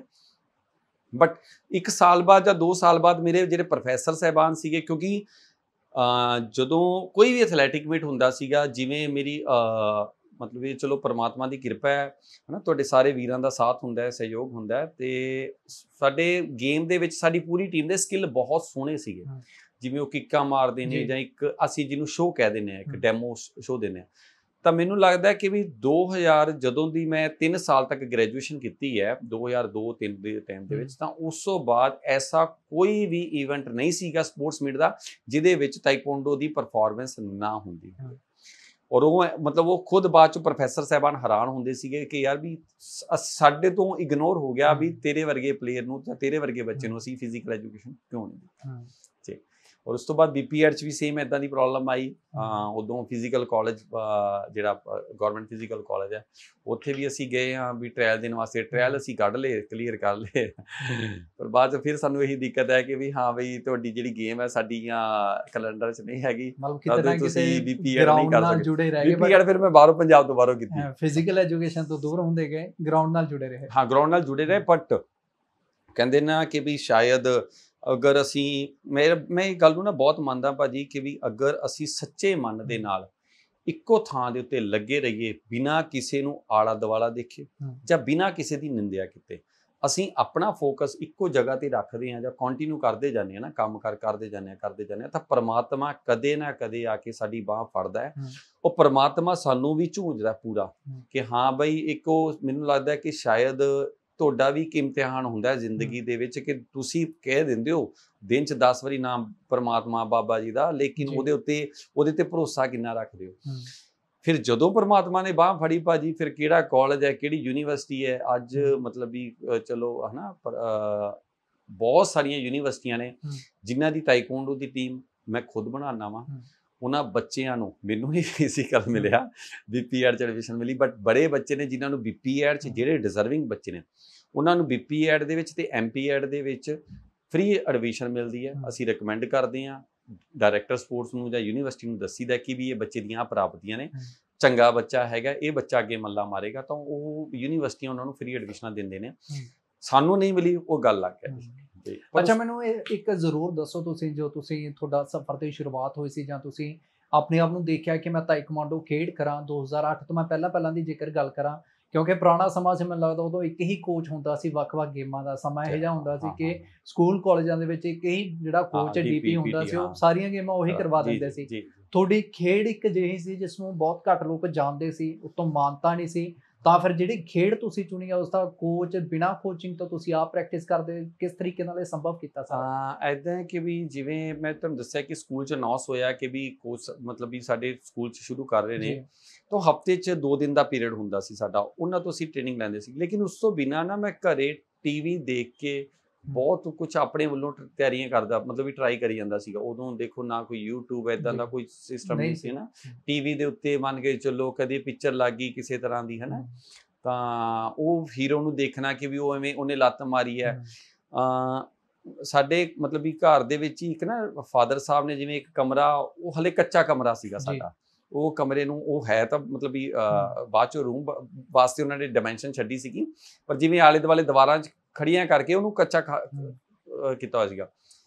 ਬਾਜ਼ਾਰ 'ਚੋਂ ਜਾ ਕੇ ਮਤਲਬ ਵੀ ਉਹ ਫੌਜੀਆਂ ਵਾਲੀ ਜਿਹੜੀ ਬੋਰੀ ਹੁੰਦੀ ਹੈ ਹਨਾ, ਉਹ ਖਰੀਦੀ, ਉਹ ਖਰੀਦ ਕੇ ਉਹਦੇ 'ਚ ਰੇਤਾ ਭਰਿਆ, ਰੇਤਾ ਭਰ ਕੇ ਉਹ ਜਿੱਥੇ ਫਾਦਰ ਸਾਹਿਬ ਨੇ ਜਗ੍ਹਾ ਛੱਡੀ ਸੀ ਪੱਖੇ ਟੰਗਣ ਦੀ, ਉੱਥੇ ਉਹ ਕਿੱਟ ਰੱਸੀ ਨਾਲ ਬੰਨ੍ਹ ਕੇ ਟੰਗ ਲਈ। ਫਿਰ ਆ ਕੇ ਮਤਲਬ ਪੁੱਠੀਆਂ ਸਿੱਧੀਆਂ ਲੱਤਾਂ ਮਾਰਦੇ ਰਹਿੰਦੇ ਸੀਗੇ ਵੀ ਐਂ ਲੱਤ ਮਾਰ ਲਓ, ਐਂ ਲੱਤ ਮਾਰ ਲਓ, ਐਂ ਲੱਤ ਮਾਰ ਲਓ। ਤਾਂ ਉਹ ਬਾਅਦ ਚੋਂ ਜਦੋਂ ਫਾਦਰ ਜਾਂ ਮਦਰ ਮਤਲਬ ਵੀ ਹੈ ਨਾ ਘਰ ਤੋਂ ਜਿਵੇਂ ਹੁੰਦਾ ਕਿ ਟਾਈਮ ਵੀ ਉਹਨਾਂ ਨੇ ਗੁਰਦੁਆਰੇ ਜਾਣਾ ਜਾਂ ਫਾਦਰ ਸਾਹਿਬ ਬਾਹਰ ਹੀ ਹੈ ਨਾ ਕੰਮ ਕਾਰ ਵਾਸਤੇ ਰਹਿੰਦੇ ਨੇ, ਪਰ ਉਹਨਾਂ ਨੇ ਆ ਕੇ ਜੇ ਦੇਖਿਆ ਵੀ ਇਹ ਕੱਲ੍ਹ ਕਿੱਟ ਟੰਗੀ ਉਤਾਰੀ ਸੀਗੀ, ਅੱਜ ਫੇਰ ਟੰਗੀ ਪਈ ਹੈ, ਅੱਜ ਫੇਰ, ਤਾਂ ਹੌਲੀ ਹੌਲੀ ਉਹਨਾਂ ਨੇ ਵੀ ਮਤਲਬ ਇਹਨਾਂ ਚੀਜ਼ਾਂ ਤੋਂ ਮਨਾ ਕਰਤਾ ਵੀ ਕੋਈ ਗੱਲ ਨਹੀਂ, ਵੀ ਜੇ ਬੱਚਾ ਕਰਦਾ ਤਾਂ ਕਰੀ ਜਾਵੇ, ਕਰਦਾ ਤਾਂ ਕਰੀ ਜਾਵੇ। ਤਾਂ ਉਹ TV ਨੂੰ ਦੇਖ ਕੇ ਤਾਂ ਆਪਣੇ ਆਪ ਹੀ ਉਹ ਕੋਈ ਨਾ ਕੋਈ ਪ੍ਰੈਕਟਿਸ, ਪੁੱਠੀਆਂ ਸਿੱਧੀਆਂ ਲੱਤਾਂ, ਔਰ ਕਈ ਵਾਰੀ ਕਿਉਂਕਿ ਟੈਕਨੀਕ ਦਾ ਪਤਾ ਨਹੀਂ ਸੀ ਹੁੰਦਾ ਵੀ ਕਿਵੇਂ ਕਿੱਕ ਮਾਰਨੀ, ਕਿਵੇਂ ਨਹੀਂ ਮਾਰਨੀ। ਜਿਵੇਂ ਆਪਾਂ ਕਹਿ ਦਿੰਦੇ ਨੇ ਵੀ ਇਹ ਸਾਈਡਾਂ ਤੋਂ ਨਸਾਂ ਜੀਆਂ ਫੁੱਲ ਜਾਂਦੀਆਂ, ਜਾਂ ਨਸ ਤੇ ਨਸ ਚੜ੍ਹ ਜਾਂਦੀ, ਜਾਂ ਕੁਛ ਹੋ ਜਾਂਦਾ, ਜਾਂ ਆਪਣੇ ਜਿਹੜੇ ਮਸਲਸ ਹੈ ਉਹਨਾਂ ਨੂੰ, ਕਿਉਂਕਿ ਟੈਕਨੀਕ ਨਹੀਂ ਸੀ ਪ੍ਰੋਪਰ ਪਤਾ ਸਾਨੂੰ, ਤਾਂ ਉਹ ਮਤਲਬ ਬੜੀਆਂ ਪ੍ਰੋਬਲਮਾਂ ਆਈਆਂ ਨੇ, ਲੱਤਾਂ ਲੁੱਤਾਂ ਦੀਆਂ ਵੀ ਬੜੀਆਂ ਦਿੱਕਤਾਂ ਆਈਆਂ ਨੇ। ਬਾਅਦ 'ਚੋਂ ਸਾਡੇ ਇੱਕ ਨਾ ਕੈਂਪ ਲੱਗਿਆ ਜਲੰਧਰ ਦੇ ਵਿੱਚ, ਉਦੋਂ ਕੋਈ ਫੋਰਨ ਤੋਂ ਕੋਚ ਆਏ ਹੋਏ ਸੀ ਜੀ, ਤੇ ਉਹ ਮੇਰੇ ਨੋਟਿਸ ਆਇਆ ਕਿ ਵੀ ਇੱਦਾਂ ਵੀ ਉਹ ਕੋਚ ਨੇ ਤੇ ਵੀ ਇੱਦਾਂ ਕੋਈ ਕੈਂਪ ਚੱਲ ਰਿਹਾ। ਤਾਂ ਮੈਂ ਉਦੋਂ ਜਲੰਧਰ ਗਿਆ ਕੈਂਪ ਲਾਉਣ ਵਾਸਤੇ। ਫਿਰ ਉਸ ਤੋਂ ਬਾਅਦ ਇੱਕ ਕੈਂਪ ਲੱਗਿਆ ਬਠਿੰਡੇ ਦੇ ਵਿੱਚ। ਉਹਨਾਂ ਕੋਚ ਸਾਹਿਬ ਨੇ ਵੀ ਮੇਰੀ ਲਾਈਫ ਦੇ ਵਿੱਚ ਬੜਾ ਸਹਿਯੋਗ ਦਿੱਤਾ ਮੈਨੂੰ। ਸ਼ਿਵ ਪ੍ਰਕਾਸ਼ ਸ਼ੁਕਲਾ ਜੀ ਬਠਿੰਡੇ ਦੇ ਵਿੱਚ ਨੇ, ਅੱਜ ਦੇ ਟਾਈਮ 'ਚ ਉਹ ਸਾਡੇ ਪੰਜਾਬ ਤਾਈਕਵਾਂਡੋ ਐਸੋਸੀਏਸ਼ਨ ਦੇ ਵਿੱਚ ਐਜ਼ ਏ ਖਜ਼ਾਨਚੀ ਕੰਮ ਕਰਦੇ ਨੇ। ਤਾਂ ਉਹਨਾਂ ਨੇ 1-2 ਕੈਂਪ ਲਾਏ, ਮੈਂ ਉਹਨਾਂ ਦੇ ਕੈਂਪ ਅਟੈਂਡ ਕੀਤੇ। ਉਸ ਤੋਂ ਫਿਰ ਮੈਨੂੰ ਕਿਤੇ ਨਾ ਕਿਤੇ ਹੋਰ ਨੌਲੇਜ ਮਿਲੀ, ਮੈਂ ਹੋਰ ਚੰਗਾ ਸਿੱਖਿਆ। ਉਸ ਤੋਂ ਬਾਅਦ ਫਿਰ ਸੋਚਿਆ ਕਿ ਬਈ ਮੈਂ NIS ਵਾਸਤੇ ਸਰਟੀਫਿਕੇਟ ਕੋਰਸ ਹੁੰਦਾ ਇੱਕ 45 ਦਿਨ ਦਾ, ਉਹ ਮੈਂ ਕਰਨ ਵਾਸਤੇ ਸੋਚਿਆ। ਤਾਂ ਉਸ ਤੋਂ ਬਾਅਦ ਮੈਂ ਉਹ ਵੀ ਕਰਕੇ ਆਇਆ। ਤਾਂ ਉਹ ਚੀਜ਼ਾਂ ਦੇ ਨਾਲ ਮੈਨੂੰ ਬੜੀਆਂ ਚੀਜ਼ਾਂ ਕੈਂਪ ਲਾਏ। ਜਦ ਮੈਨੂੰ ਬੜਾ ਵਿਜ਼ਨ ਕਲੀਅਰ ਹੋਇਆ ਤਾਂ ਉਹਨਾਂ ਥਾਵਾਂ ਤੋਂ ਮੈਂ ਬਹੁਤ ਕੁਝ ਸਿੱਖਿਆ। ਪਰ ਸਟਾਰਟਿੰਗ ਦੇ ਵਿੱਚ ਜੇ ਮੈਂ ਕਹਾਂ ਤਾਂ ਮੈਂ ਆਪ ਹੀ ਮੱਥਾ ਮਾਰਦਾ ਰਹਿੰਦਾ ਸੀਗਾ, ਪੁੱਠੀਆਂ ਸਿੱਧੀਆਂ ਕੀਕਾਂ ਮਾਰ ਕੇ ਆਪ ਹੀ ਕਰਦੇ ਰਹਿੰਦੇ ਸੀ। ਇੱਕੋ ਜਨੂਨ ਸੀ ਤੁਹਾਨੂੰ ਖੇਡ ਦਾ? ਹਾਂ, ਬਿਲਕੁਲ। ਕਈ ਵਾਰੀ ਗੋਡੇ ਵੀ ਬਣਵਾਏ ਨੇ। ਚਲੋ ਕਹਿੰਦੇ ਖਿਡਾਰੀਆਂ ਦੀਆਂ ਸੱਟਾਂ ਦਾ ਚੱਲ ਰਿਹਾ। ਬਿਲਕੁਲ, ਇਹ ਸ਼ਿੰਗਾਰ ਹੈ ਜੀ, ਇਹ ਅਸਲੀ ਸ਼ਿੰਗਾਰ ਹੈ, ਖੁਰਾਕ ਹੈ ਕਹਿੰਦੇ ਖਿਡਾਰੀਆਂ ਦੀ। ਹਾਂ, ਇਹ ਸ਼ਿੰਗਾਰ ਹੈ। ਤਾਂ ਉਹ ਮਤਲਬ ਸਭ ਚੀਜ਼ਾਂ ਸੀਗੀਆਂ। ਔਰ ਉਸ ਤੋਂ ਬਾਅਦ ਫਿਰ ਹੌਲੀ ਜਿਹੜੀਆਂ ਦਿੱਕਤਾਂ ਤੁਹਾਨੂੰ ਮੈਂ ਜਿਵੇਂ ਦੱਸਿਆ ਕਿ ਜਦੋਂ ਫਿਰ ਅਸੀਂ ਗ੍ਰੈਜੂਏਸ਼ਨ ਤੋਂ ਬਾਅਦ ਕੰਪਲੀਟ ਕੀਤੀ ਹੈ, ਜਿਹੜੀਆਂ ਲਾਈਫ 'ਚ ਮੈਨੂੰ ਪ੍ਰੋਬਲਮਸ ਆਈਆਂ ਨੇ, ਉਹ ਮੈਂ ਸੋਚ ਲਿਆ ਸੀ ਕਿ ਵੀ ਮੈਂ ਜਿਹੜਾ ਤਾਈਕਵਾਂਡੋ ਪਲੇਅਰ ਬੱਚਾ ਕਰੇਗਾ ਉਹਨੂੰ ਇਹ ਕਿਸੇ ਵੀ ਤਰ੍ਹਾਂ ਦੀ ਮੈਂ ਦਿੱਕਤ ਨਹੀਂ ਆਉਣ ਦੇਵਾਂਗਾ। ਕਿਉਂਕਿ ਸਾਡੀ ਕੋਈ ਜੌਬ ਹੈ ਜਿਹੜੀ ਗੌਰਮੈਂਟ ਜੌਬ ਨਹੀਂ ਹੈ, ਹੈ ਨਾ। ਤੇ 1-2 ਵਾਰੀ ਟਰਾਈ ਕੀਤਾ, ਕੋਸ਼ਿਸ਼ ਕੀਤੀ ਹੈ, ਪਰ ਉਹ ਬਾਅਦ 'ਚੋਂ ਫਿਰ ਸਮਝ ਲਿਆ ਕਿ ਹਾਂ ਬਈ ਨਹੀਂ, ਸ਼ਾਇਦ ਪਰਮਾਤਮਾ ਨੇ ਸਾਨੂੰ ਵੀ ਇੱਕੋ ਦਾਇਰੇ ਦੇ ਵਿੱਚ ਅਸੀਂ ਨਹੀਂ ਬਣ ਕੇ ਰਹਿਣਾ। ਤਾਂ ਉਹ ਇੱਕੋ ਸੋਚ ਲਿਆ ਕਿ ਵੀ ਜਿਹੜੇ ਖਿਡਾਰੀਆਂ ਨੂੰ ਪ੍ਰੋਬਲਮ ਹੈ ਉਹ ਨਾ ਆਉਣ, ਉਹ ਭਾਵੇਂ ਖੇਡ ਪ੍ਰਤੀ ਹੈ, ਭਾਵੇਂ ਉਹ ਉਹਨਾਂ ਦੀ ਪੜ੍ਹਾਈ ਪ੍ਰਤੀ ਹੈ, ਭਾਵੇਂ ਉਹਨਾਂ ਦੇ ਕੈਸ਼ ਅਵਾਰਡ ਪ੍ਰਤੀ ਹੈ। ਅੱਜ ਤਾਈਕਵਾਂਡੋ ਨੂੰ ਪੰਜਾਬ ਸਰਕਾਰ ਵੱਲੋਂ ਜਿਹੜੀ ਨਵੀਂ ਪਾਲਿਸੀ ਬਣੀ ਹੈ, ਉਹ ਪ੍ਰਾਇਓਰਿਟੀ ਬੇਸ ਦੇ ਉੱਤੇ ਗੇਮ ਹੈ। ਔਰ ਜਿਹੜੀਆਂ ਬਾਕੀ ਗੇਮਾਂ ਨੂੰ ਜਿੰਨਾ ਫੰਡ ਮਿਲਦਾ, ਸਟੇਟ ਦੇ ਵਿੱਚ ਜਿੰਨਾ ਪੈਸਾ ਮਿਲਦਾ, ਨੈਸ਼ਨਲ 'ਚ ਪੈਸਾ ਮਿਲਦਾ, ਉਹ ਸਾਰਾ ਤਾਈਕਵਾਂਡੋ ਨੂੰ ਮਿਲਦਾ। ਮੈਂ ਜ਼ਰੂਰ ਆਊਂਗਾ ਤੁਹਾਡੀ ਕੋਚਿੰਗ ਵਾਲੇ ਪਾਸੇ ਵੀ, ਪਰ ਉਸ ਤੋਂ ਪਹਿਲਾਂ ਇੱਕ ਮੈਨੂੰ ਇਹ ਜ਼ਰੂਰ ਦੱਸੋ, ਜੋ ਤੁਸੀਂ ਖੇਡ ਚੁਣਦੇ ਸੀ, ਜਲੰਧਰ ਤੁਸੀਂ ਗਏ, ਉੱਥੇ ਤੁਸੀਂ ਦੇਖਿਆ, ਉਸ ਤੋਂ ਬਾਅਦ ਤੁਸੀਂ ਸਭ ਸੋਚ ਲਿਆ ਕਿ ਹੁਣ ਮੈਂ ਆਪਣਾ ਫਿਊਚਰ ਬ੍ਰਾਈਟ ਜਿਹੜਾ ਇਸ ਖੇਡ ਦੇ ਵਿੱਚ ਦੇਖ ਰਿਹਾ ਤਾਈਕਵਾਂਡੋ ਦੇ ਵਿੱਚ, ਉਦੋਂ ਕਦੇ ਸੋਚਿਆ ਸੀ, ਜ਼ਿਹਨ ਦੇ ਵਿੱਚ ਆਇਆ ਸੀ ਕਿ ਜਿਹੜੀ ਖੇਡ ਦੇ ਤੁਹਾਨੂੰ ਅਸਲ ਇੱਕ ਕੋਚ ਨਹੀਂ ਮਿਲੇ, ਜਿਨ੍ਹਾਂ ਦੇ ਵੱਲੋਂ ਕਹਿ ਲਈਏ ਕਿ ਪ੍ਰੋਪਰ ਗਾਈਡੈਂਸ ਨਹੀਂ ਮਿਲੀ, ਕਿ ਉਸ ਤੋਂ ਬਾਅਦ ਵੀ ਕਦੇ ਜ਼ਿਹਨ ਦੇ ਵਿੱਚ ਆਇਆ ਸੀ ਕਿ ਮੈਂ ਨੈਸ਼ਨਲ ਹੋਲਡਰ ਵੀ, ਸਟੇਟ ਰਿਕਾਰਡ ਹੋਲਡਰ ਵੀ, ਇਹ ਸਾਰੇ ਰਿਕਾਰਡ ਬਣਾਉਣੇ ਨੇ? ਨਹੀਂ, ਇਹ ਮਤਲਬ ਵੀ ਜ਼ਿੰਦਗੀ 'ਚ ਮੈਂ ਸਹੀ ਦੱਸਾਂ ਕਦੀ ਸੋਚਿਆ ਨਹੀਂ ਸੀਗਾ। ਔਰ ਇੰਨਾ ਮਤਲਬ ਵੀ ਖੇਡ ਵਾਲੇ ਪਾਸੇ ਹੀ ਚੀਜ਼ ਆ ਕੇ ਮੈਂ ਆਪਣਾ ਫਿਊਚਰ ਜਾਂ ਆਪਣਾ ਰੋਜੀ ਰੋਟੀ, ਆਪਣਾ ਕੈਰੀਅਰ ਮੈਂ ਸਪੋਰਟਸ ਵਾਲੇ ਪਾਸੇ ਬਣਾਉਂਗਾ, ਇਹ ਕਦੀ ਸੋਚਿਆ ਨਹੀਂ ਸੀਗਾ। ਫਾਦਰ ਸਾਹਿਬ ਦਾ ਸ਼ੁਰੂ ਤੋਂ ਮਤਲਬ ਫਾਦਰ ਸਾਹਿਬ ਮੇਰੇ ਕੰਟਰੈਕਟਰ ਦਾ ਕੰਮ ਕਰਦੇ ਨੇ, ਹੈ ਨਾ, ਕੰਸਟਰਕਸ਼ਨ ਦਾ। ਤਾਂ ਉਹਨਾਂ ਦਾ ਇੱਕੋ ਸੀਗਾ ਕਿ ਵੀ ਤੂੰ ਭਾਈ ਆਰਕੀਟੈਕਟ ਦਾ ਕੋਰਸ ਕਰ ਲਾ। ਤੇ ਉਹ ਮੈਨੂੰ ਨਹੀਂ ਸੀ ਪਤਾ ਵੀ ਉਹ ਕਿਹੜੇ ਪਾਸੇ ਹੋਣਾ, ਕਿੱਦਾਂ ਹੋਣਾ ਜਾਂ ਕਿਵੇਂ ਨਹੀਂ ਹੋਣਾ। ਬਟ ਉਹ ਫਿਰ ਵੀ ਮੈਂ ਉਹਨਾਂ ਚੀਜ਼ਾਂ ਤੋਂ ਦੂਰ ਰਹਿ ਕੇ ਆਪਣੀ ਖੇਡ ਵਾਲੇ ਪਾਸੇ ਹੀ ਧਿਆਨ ਦਿੱਤਾ ਤੇ ਇੱਧਰ ਹੀ ਰਿਹਾ ਮੈਂ, ਕੰਟੀਨਿਊ ਰਿਹਾ। ਅੱਛਾ, ਇੱਕ ਹੋਰ ਵੀ ਬੜੀ ਸਤਵਿੰਦਰ ਜੀ ਮੈਨੂੰ ਲੱਗਦਾ ਖਾਸੀਅਤ ਆ ਤੁਹਾਡੀ, ਕਿ ਮੈਨੂੰ ਲੱਗਦਾ ਜਿੰਨੇ ਖਿਡਾਰੀਆਂ ਨਾਲ ਮੈਂ ਮੁਲਾਕਾਤ ਕੀਤੀ ਹੈ, ਜਾਂ ਤਾਂ ਉਹ ਖਿਡਾਰੀ ਹੁੰਦੇ ਨੇ, ਜਾਂ ਫਿਰ ਮੈਂ ਉਹਨਾਂ ਲੋਕਾਂ ਦੇ ਨਾਲ ਗੱਲਬਾਤ ਕੀਤੀ ਆ, ਮੁਲਾਕਾਤ ਕੀਤੀ ਹੈ ਕਿ ਉਹ ਖਿਡਾਰੀ ਸਮਾਂ ਹੰਢਾ ਕੇ ਆਪਣਾ ਜਿਹੜਾ ਅੱਜ ਘਰੇ ਬੈਠ ਚੁੱਕੇ ਨੇ, ਜਾਂ ਮੈਂ ਉਹਨਾਂ ਲੋਕਾਂ ਨੂੰ ਮਿਲਿਆ ਜਿਹੜੇ ਅੱਜ ਕੱਲ੍ਹ ਸਿਰਫ ਕੋਚ ਨੇ। ਤੁਸੀਂ ਮੈਨੂੰ ਲੱਗਦਾ ਉਹ ਮੈਂ ਪਹਿਲੇ ਵਿਅਕਤੀ ਦੇ ਨਾਲ ਮੁਲਾਕਾਤ ਕਰ ਰਿਹਾ ਜਿਹੜੇ ਖੁਦ ਵੀ ਖੇਡ ਰਹੇ ਨੇ ਤੇ ਅੱਗੇ ਕੋਚਿੰਗ ਵੀ ਦੇ ਰਹੇ ਨੇ। ਜੋ ਤੁਸੀਂ ਖੇਡਦੇ ਸੀ ਆਪਣਾ ਸਮਾਂ ਜਿਹੜੇ ਸਾਰੇ ਰਿਕਾਰਡ ਬਣਾ ਲਏ, ਉਸ ਤੋਂ ਬਾਅਦ ਬਚਪਨ ਤੋਂ ਸੋਚ ਲਿਆ ਸੀ ਕਿ ਮੈਂ ਕੋਚਿੰਗ ਵਾਲੇ ਪਾਸੇ ਜਾਣਾ, ਜਾਂ ਫਿਰ ਉਹ ਖੇਡ ਦੇ ਨਾਲ ਨਾਲ ਜਿਵੇਂ ਜਿਵੇਂ ਤਜਰਬਾ ਆਇਆ ਉਸ ਤੋਂ ਬਾਅਦ ਸੋਚਿਆ ਕਿ ਹੁਣ ਮੈਂ ਅੱਗੇ ਵੀ ਜਿਹੜੇ ਬੱਚੇ ਤਿਆਰ ਕਰਾਂ? ਹਾਂ, ਪਹਿਲਾਂ ਤਾਂ ਜਦੋਂ ਮੈਂ ਆਪ ਗੇਮ ਕਰਦਾ ਸੀਗਾ, ਉਦੋਂ ਇੱਦਾਂ ਦਾ ਕੋਈ ਸੀਨ ਨਹੀਂ ਸੀ ਕਿ ਵੀ ਮੈਂ ਅੱਗੇ ਕੋਚਿੰਗ ਦੇਵਾਂਗਾ ਜਾਂ ਬੱਚਿਆਂ ਨੂੰ ਟ੍ਰੇਨਿੰਗ ਦੇਵਾਂ ਜਾਂ ਕੀ ਨਹੀਂ ਆ। ਫਿਰ ਜਦੋਂ ਮੈਨੂੰ ਆਪ ਨੂੰ ਪ੍ਰੋਬਲਮ ਆਈਆਂ ਨੇ, ਮੈਂ ਸੋਚਿਆ ਕਿ ਬੱਚਿਆਂ ਨੂੰ ਪ੍ਰੋਬਲਮਾਂ ਨਾ ਹੋਈਆਂ, ਬਟ ਉਹ ਗੇਮ 'ਚ ਰਹਿਣਾ ਨਾਲ ਜ਼ਰੂਰੀ ਸੀਗਾ। ਉਸ ਤੋਂ ਬਾਅਦ ਜੇ ਕਹੀਏ ਕਿ ਵੀ ਬੱਚਿਆਂ ਨੂੰ ਨਾਲ ਟ੍ਰੇਨਿੰਗ ਦੇਣਾ, ਮੈਨੂੰ ਲੱਗਦਾ ਕਿ ਅਗਰ ਮੈਂ ਉਹ ਸਕਿੱਲਸ ਹੈ ਅਗਰ ਆਪਣੇ ਸ਼ਾਰਪ ਕਰ ਸਕਦਾ ਵਾਂ, ਰੱਖ ਸਕਦਾ ਵਾਂ, ਜਿੰਨੀ ਦੇਰ ਤੱਕ ਇੱਕ ਅਸੀਂ ਇੱਥੇ ਕਿਸੇ ਕੋਚ ਦਾ ਨਾਮ ਲੈਣਾ ਚੰਗਾ ਨਹੀਂ, ਕਿਸੇ ਨਹੀਂ, ਸਾਰਿਆਂ ਦਾ ਆਪਣਾ ਅਲੱਗ-ਅਲੱਗ ਤਰੀਕਾ ਹੁੰਦਾ ਖੇਡ ਕਰਾਉਣ ਦਾ। ਮੈਨੂੰ ਲੱਗਦਾ ਹੈ ਕਿ ਵੀ ਜਿਹੜਾ ਕੋਚ ਹੈ ਜਦੋਂ ਟ੍ਰੇਨਿੰਗ ਕਰਾਉਣ ਵਾਸਤੇ ਗਿਆ ਨਾ, ਤਾਂ ਉਹ ਬੱਚਿਆਂ ਦੇ ਨਾਲ ਘੰਟਾ 1.5 ਘੰਟਾ ਟ੍ਰੇਨਿੰਗ ਕਰਦਾ ਰਹੇ। ਆਪਣੀ ਵੀ ਇੰਪਰੂਵਮੈਂਟ ਹੈ ਜੀ, ਬੱਚੇ ਦੀ ਵੀ ਇੰਪਰੂਵਮੈਂਟ ਹੈ, ਔਰ ਸਿੱਖਣ ਦੇ ਲਈ ਕੋਈ ਉਮਰ ਨਹੀਂ, ਕਦੀ ਐਂਡ ਨਹੀਂ ਹੈ। ਮੈਂ ਜਦੋਂ ਬੱਚਿਆਂ ਨੂੰ ਟ੍ਰੇਨਿੰਗ ਕਰਾਉਣਾ ਨਾ, ਤਾਂ ਮੈਨੂੰ ਲੱਗਦਾ ਕਿ ਹਰ ਰੋਜ਼ ਜਾਂ ਹਫ਼ਤੇ 'ਚ 2 ਵਾਰ ਜਿਹੜੇ ਛੋਟੇ ਬੱਚੇ ਨੇ ਨਾ, ਬੇਸ਼ੱਕ ਉਹ 5 ਸਾਲ ਦਾ ਹੈ, ਕੋਈ 10 ਸਾਲ ਦਾ ਹੈ, ਮੈਨੂੰ ਲੱਗਦਾ ਕਿਤੇ ਨਾ ਕਿਤੇ ਮੈਂ ਉਹਨਾਂ ਕੋਲੋਂ ਕੁਛ ਨਾ ਕੁਛ ਸਿੱਖਦਾ ਵਾਂ ਜੀ। ਕਿਉਂਕਿ ਉਹ ਬੱਚਿਆਂ ਦੇ ਕਈ ਕੁਐਸਚਨ ਇਦਾਂ ਦੇ ਹੁੰਦੇ ਨੇ। ਕੁਐਸਚਨ ਕੀ ਹੈ, ਉਹ ਆਉਂਦੇ ਨੇ YouTube ਤੋਂ, ਆਉਂਦੇ ਨੇ ਦੇਖ ਕੇ, ਸੁਣ ਕੇ, ਇੰਸਟਾਗ੍ਰਾਮ ਤੋਂ ਕੁਛ ਨਾ ਕੁਛ ਪੜ੍ਹ ਕੇ, ਲਿਖ ਕੇ, ਗੂਗਲ ਤੋਂ ਕੁਛ ਨਾ ਕੁਛ ਪੜ੍ਹ ਕੇ, ਸੁਣ ਕੇ, ਤਾਂ ਉਹ ਆ ਕੇ ਕੁਐਸਚਨ ਕਰਦੇ ਨੇ ਸਾਨੂੰ ਕਿ ਸਰ ਵੀ ਇਹ ਐਵੇਂ ਆ ਤਾਂ ਇਹ ਚੀਜ਼ ਨਹੀਂ ਹੈ, ਆਹ ਸਰ ਕਿੱਕ ਹੈ, ਇਹ ਐਵੇਂ ਆ ਤਾਂ ਐਵੇਂ ਕੀ ਨਹੀਂ ਹੈ, ਤਾਂ ਇਹ ਐਵੇਂ ਆ ਤਾਂ ਐਵੇਂ ਕਿਵੇਂ ਨਹੀਂ। ਉਹ ਜਿਹੜੀਆਂ ਮਤਲਬ ਵੀ ਜਿਹੜਾ ਉਹਨਾਂ ਦਾ ਸਾਨੂੰ ਇੱਕ ਸਪਸ਼ਟੀਕਰਨ ਜਾਂ ਉਹਨਾਂ ਨੂੰ ਇੱਕ ਸੈਟਿਸਫੈਕਸ਼ਨ ਜਿਹੜੀ ਅਸੀਂ ਦੇਣੀ ਹੈ ਜਾਂ ਕੁਝ ਵੀ ਕਰਨੀ ਹੈ, ਤਾਂ ਸਾਡੇ ਲਈ ਬਹੁਤ ਉਹ ਹੈ ਕਿ ਵੀ ਆਪਣੇ ਆਪ ਨੂੰ ਅਪਡੇਟ ਰੱਖ ਸਕੀਏ। ਅਸੀਂ ਆਪਣੇ ਆਪ ਨੂੰ ਅਪਡੇਟ ਰੱਖਾਂਗੇ ਤਾਂ ਹੀ ਹੈ ਕਿ ਵੀ ਉਹਨਾਂ ਗੱਲਾਂ ਦਾ ਜਵਾਬ ਅਸੀਂ ਦੇ ਪਾਵਾਂਗੇ, ਉਹਨਾਂ ਜਿਹੜੀਆਂ ਟੈਕਨੀਕ ਨੂੰ ਆਪ ਸਮਝ ਕੇ ਉਹਨਾਂ ਨੂੰ ਸਮਝਾ ਪਾਵਾਂਗੇ। ਇਹ ਵੀ ਹੈ ਕਿਉਂਕਿ ਅੱਜ ਦਾ ਵੀ ਤਾਂ ਹੀ ਫਾਇਦਾ ਜੇ ਤੁਸੀਂ ਅੱਗੇ ਸਿਖਾ ਪਾਓ। ਬਿਲਕੁਲ। ਔਰ ਮੈਨੂੰ ਲੱਗਦਾ ਹੈ ਕਿ ਵੀ ਜਿਹੜਾ ਕੋਚ ਦੇ ਕੋਲ ਹੁਨਰ ਹੈ, ਉਹਨੂੰ ਸਿਰਫ ਤੇ ਸਿਰਫ ਆਪਣੇ ਤੱਕ ਸੀਮਤ ਨਾ ਰੱਖੋ। ਮੈਂ ਇਹ ਚਾਹੁੰਦਾ ਕਿ ਵੀ ਜਿਸ ਲੈਵਲ ਤੱਕ ਮੈਂ ਪਹੁੰਚਿਆ ਵਾਂ, ਮੇਰੇ ਆਉਣ ਵਾਲੇ ਜਿਹੜੇ ਸਟੂਡੈਂਟ ਉਹ ਮੇਰੇ ਤੋਂ ਅਗਲੇ ਲੈਵਲ ਤੱਕ ਪਹੁੰਚਣਗੇ, ਤਾਂ ਹੀ ਮੇਰਾ ਨਾਮ ਹੋਏਗਾ। ਅਗਰ ਮੈਂ ਸੋਚਾਂ ਕਿ ਨਹੀਂ ਵੀ ਮੈਂ ਜਿੱਥੇ ਤੱਕ ਖੇਡਿਆ ਮੇਰਾ ਬੱਚਾ ਮੇਰੇ ਤੋਂ ਨੀਚੇ ਹੀ ਰਹਿਣਾ ਚਾਹੀਦਾ, ਨੈਚੁਰਲ ਜੀ ਗੱਲ ਹੈ, ਨਾ ਸਾਡਾ ਨਾਮ ਹੋਣਾ ਨਾ ਥਾਮ ਹੋਣਾ, ਉਹ ਤਾਂ ਫਿਰ ਗ੍ਰਾਫਟ ਸਾਡਾ ਮਤਲਬ ਵੀ ਨੈਕਸਟ ਸਟੈਪ ਡਾਊਨ ਹੀ ਜਾਏਗਾ। ਤੇ ਅਸੀਂ ਤਾਂ ਇਹ ਸੋਚਿਆ ਹੋਇਆ, ਮੈਂ ਕੋਈ ਹਨਾ ਜੇ ਕਹਾਂ ਓਲੰਪਿਕ ਕੁਆਲੀਫਿਕੇਸ਼ਨ ਰੂਲ ਬਹੁਤ ਵੱਡੀ ਗੱਲ ਹੈ, ਉਸ ਤੋਂ ਪਹਿਲਾਂ ਵਾਲੇ ਵੀ ਟੂਰਨਾਮੈਂਟਾਂ 'ਚ ਮੈਂ ਨਹੀਂ ਸੀ ਪਾਰਟੀਸਪੇਟ ਕਰ ਪਾਇਆ, ਬਟ ਮੇਰੇ ਸਟੂਡੈਂਟ ਕੀਤੇ ਨੇ, ਉਸ ਚੀਜ਼ ਦਾ ਮੈਨੂੰ ਮਾਣ ਹੈਗਾ।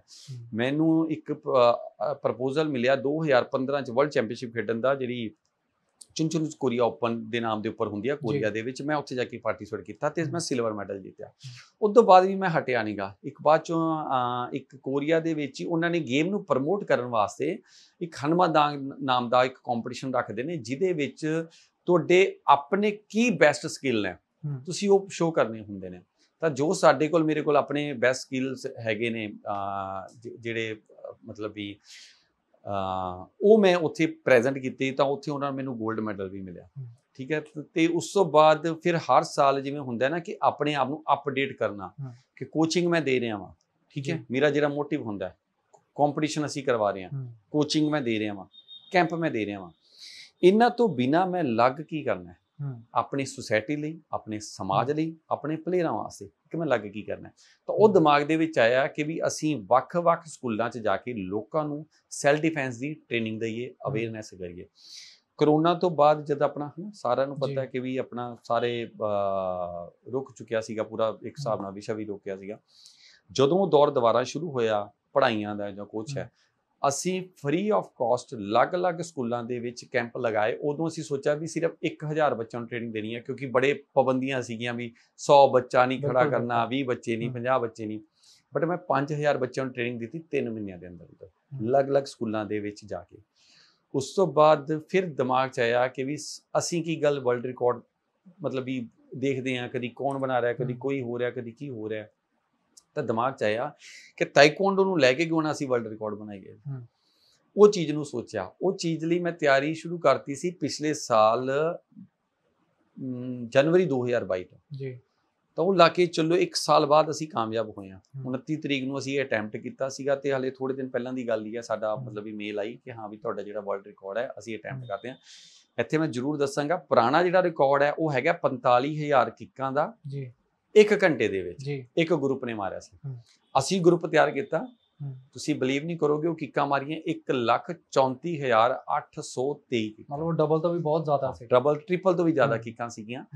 ਤਾਂ ਉਹ ਮਤਲਬ ਇਹੀ ਸੋਚ ਕੇ ਉਦੋਂ ਅਟੈਂਪਟ ਕੀਤਾ ਤੇ ਇਹੀ ਸੋਚਿਆ ਵੀ ਇਹ ਰਿਕਾਰਡ ਫਿਰ ਇਹੋ ਜਿਹਾ ਬਣਾ ਦੇਣਾ ਕਿ ਆਉਣ ਵਾਲਾ ਕੋਈ ਤੋੜ ਨਾ ਸਕੇ। ਉਸ ਤੋਂ ਬਾਅਦ ਜਿਹੜੇ ਸਾਡੀ ਤਾਈਕਵਾਂਡੋ ਖੇਡ ਦੇ 8 ਮੈਡਲ ਹੁੰਦੇ ਨੇ, ਇੰਡੀਵਿਜੂਅਲ ਗੇਮ ਹੈ ਲੇਕਿਨ ਅਲੱਗ-ਅਲੱਗ ਕੈਟਾਗਰੀਜ਼ ਹੈਗੀਆਂ ਨੇ।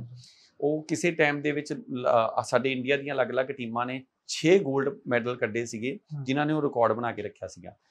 ਉਹ ਬਾਅਦ ਚੋਂ ਅਸੀਂ 2019 ਤੇ 2020 ਦੇ ਵਿੱਚ ਨੈਸ਼ਨਲ ਚੈਂਪੀਅਨਸ਼ਿਪ ਦੇ ਵਿੱਚ 8 골ਡ ਕੱਢੇ ਸਾਡੇ ਮੁੰਡਿਆਂ ਨੇ, ਸਾਡੀ ਕੁੜੀਆਂ ਨੇ 6 골ਡ ਕੱਢੇ। ਤਾਂ ਉਹ ਵੀ ਅਸੀਂ ਇੱਕ ਅਲੱਗ ਰਿਕਾਰਡ ਬਣਾਇਆ, ਤੇ ਜੋ ਹਲੇ ਤੱਕ ਕਿਸੇ ਨੇ ਉਸ ਤੋਂ ਬਾਅਦ ਨਹੀਂ ਤੋੜਿਆ। ਤਾਂ ਉਹ ਇੱਦਾਂ ਹੈ ਕਿ ਵੀ ਹਰ ਸਾਲ ਕੁਛ ਨਾ ਕੁਛ ਇਹ ਸੋਚਦੇ ਹਾਂ ਕਿ ਵੀ ਨਵਾਂ ਕੀ ਕਰੀਏ, ਚੰਗਾ ਕੀ ਕਰੀਏ, ਜਿਹਦਾ ਬੈਨੀਫਿਟ ਇਕੱਲਾ ਸਾਨੂੰ ਨਹੀਂ। ਕਿਉਂਕਿ ਹੁਣ ਅੱਜ ਦੇ ਮੈਂ ਥੋੜੀ ਦੇਰ ਜਿਵੇਂ ਦੱਸਿਆ ਤੁਹਾਨੂੰ ਕਿ ਵੀ ਵਰਲਡ ਰਿਕਾਰਡ ਅਸੀਂ ਬਣਾਇਆ, ਉਹ ਇਕੱਲਾ ਮੇਰਾ ਨਾਮ ਨਹੀਂ, ਉਹ ਜਿਹੜੇ 69 ਪਲੇਅਰ ਹੈ ਉਹਨਾਂ ਸਾਰਿਆਂ ਦਾ ਨਾਮ ਹੈ। ਤੇ ਮੇਰੀ ਜਦੋਂ ਉਹਨਾਂ ਨੇ ਸਾਡੇ ਨਾਲ ਗੱਲ ਕੀਤੀ ਸਰਟੀਫਿਕੇਸ਼ਨ ਦੇਣ ਵਾਸਤੇ, ਤਾਂ ਮੈਂ ਸਾਰਿਆਂ ਦੇ ਨਾਮ ਭੇਜੇ ਹੂੰ। ਕਿ ਇਕੱਲਾ ਮੈਂ ਨਹੀਂ, ਇਹ ਸਾਰੇ ਬੱਚੇ ਨੇ, ਤਾਂ ਉਹਨਾਂ ਦਾ ਵੀ ਨਾਲ ਕਿਤੇ ਨਾ ਕਿਤੇ ਭਲਾ ਹੋਏਗਾ ਬੱਚਿਆਂ ਦਾ, ਉਹਨਾਂ ਦੇ ਮਾਪੇ ਦਾ ਵੀ ਨਾਮ ਹੋਏਗਾ, ਸਕੂਲਾਂ ਦਾ, ਜਿੱਥੇ ਜਿੱਥੇ ਬੱਚਾ ਰਹਿੰਦਾ, ਜਿੱਥੇ ਜਿੱਥੇ ਪੜ੍ਹਦਾ। ਅੱਛਾ, ਇਹ ਮੈਂ ਸ਼ੁਰੂਆਤ ਦੇ ਵਿੱਚ ਹੀ ਕਹਿਤਾ ਸੀ ਕਿ ਬਹੁਤ ਸਾਰੇ ਰਿਕਾਰਡ ਨੇ ਜਿਹੜੇ ਤੁਸੀਂ ਬਣਾਏ ਨੇ, ਜਾਂ ਫਿਰ ਅੱਗੇ ਤੁਹਾਡੇ ਜਿਹੜੀ ਕੋਚਿੰਗ ਦਿੱਤੀ ਹੋਈ ਆ ਉਹ ਖਿਡਾਰੀ ਜਾਂ ਫਿਰ ਖਿਡਾਰਨਾਂ ਵੀ ਬਣਵਾ ਰਹੀਆਂ ਨੇ। ਪਰ ਸਤਵਿੰਦਰ ਜੀ, ਆਪਾਂ ਪੰਜਾਬ ਦੀ ਗੱਲ ਕਰ ਲਈਏ, ਖਾਸ ਕਰ ਆਪਣੇ ਸੂਬੇ ਦੀ ਹੀ ਗੱਲ ਕਰੀਏ, ਬਹੁਤ ਘੱਟ ਕੋਚ ਨੇ ਜਿਹੜੇ ਅੱਜ ਕੱਲ੍ਹ ਪਲੇਅਰਾਂ ਨੂੰ ਮਿਲ ਰਹੇ ਨੇ ਕਿ ਉਹਨਾਂ ਦੀ ਗਾਈਡੈਂਸ ਦੇ ਅੰਡਰ ਉਹ ਕੋਈ ਵੀ ਗੇਮ ਆਪਣੀ ਉਸ ਦੇ ਵਿੱਚ ਆਪਣਾ ਫਿਊਚਰ ਜਿਹੜਾ ਅੱਗੇ ਬਣਾ ਸਕਣ, ਜਾਂ ਫਿਰ ਉਹ ਗੇਮ ਦੀ ਅਸਲੀ ਜਿਹੜੀ ਟੈਕਨੀਕ ਜਾਂ ਫਿਰ ਕੋਚਿੰਗ ਜਿਹੜੇ ਕੋਚਿਸ ਤੋਂ ਲੈ ਸਕਣ। ਆਪਾਂ ਵੀ ਦੇਖਦੇ ਹਾਂ ਕਿ ਬਹੁਤ ਸਾਰੇ ਖਿਡਾਰੀ ਔਨ ਰਿਕਾਰਡ ਵੀ ਆ ਕੇ ਕਹਿ ਦਿੰਦੇ ਨੇ ਕਿ ਸਾਨੂੰ ਪ੍ਰੋਪਰ ਕੋਚ ਨਹੀਂ ਮਿਲ ਰਿਹਾ ਸਾਡੀ ਗੇਮ ਦਾ। ਪਰ ਇੱਕ ਬਹੁਤ ਵੱਡਾ ਮਾਣ ਸਾਨੂੰ ਵੀ ਮਹਿਸੂਸ ਹੁੰਦਾ ਕਿ ਤੁਸੀਂ ਵਿਦੇਸ਼ਾਂ ਦੇ ਵਿੱਚ ਜਾ ਕੇ ਵੀ ਕੋਚਿੰਗ ਦਿੱਤੀ ਹੈ, ਤਾਂ ਉਹ ਸਬੱਬ ਕਿਵੇਂ ਬਣਿਆ, ਕਿਵੇਂ ਜਿਹੜੀ ਉੱਧਰੋਂ ਤੁਹਾਨੂੰ ਫੋਨ ਕਾਲਸ ਆਏ, ਕਿਵੇਂ ਜਿਹੜਾ ਤੁਸੀਂ ਉੱਥੇ ਤੱਕ ਪਹੁੰਚੇ ਅਤੇ ਉੱਥੇ ਜਾ ਕੇ ਵੀ ਤੁਸੀਂ ਜਿਹੜਾ ਬੱਚਿਆਂ ਨੂੰ ਟ੍ਰੇਨਿੰਗ ਦੇ ਕੇ ਆਏ ਹੋ? 2012-13 ਦੀ ਗੱਲ ਹੈ ਸ਼ਾਇਦ, ਅਪਰੋਕਸੀਮੇਟਲੀ।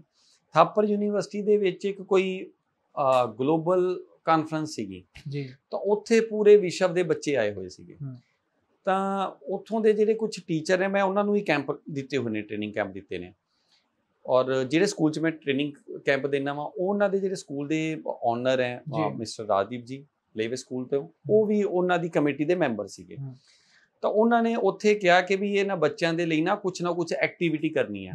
ਤਾਂ ਉਹਨਾਂ ਨੇ ਕਿਹਾ ਕਿ ਆਪਾਂ ਯੋਗਾ ਕਰਦੇ ਹਾਂ, ਇੱਕ ਕਹਿੰਦੇ ਆਪਸ਼ਨ ਹੈ ਸਾਡੇ ਕੋਲੇ ਤਾਈਕਵਾਂਡੋ ਦੀ, ਤਾਂ ਉਹਨੂੰ ਸੈਲਫ ਡਿਫੈਂਸ ਦਾ ਨਾਮ ਦਿੱਤਾ ਗਿਆ ਕਿ ਆਪਾਂ ਇੱਕ ਸੈਲਫ ਡਿਫੈਂਸ ਦਾ ਕੈਂਪ ਵੀ ਵਰਕਸ਼ਾਪ ਲਾਉਂਦੇ ਹਾਂ।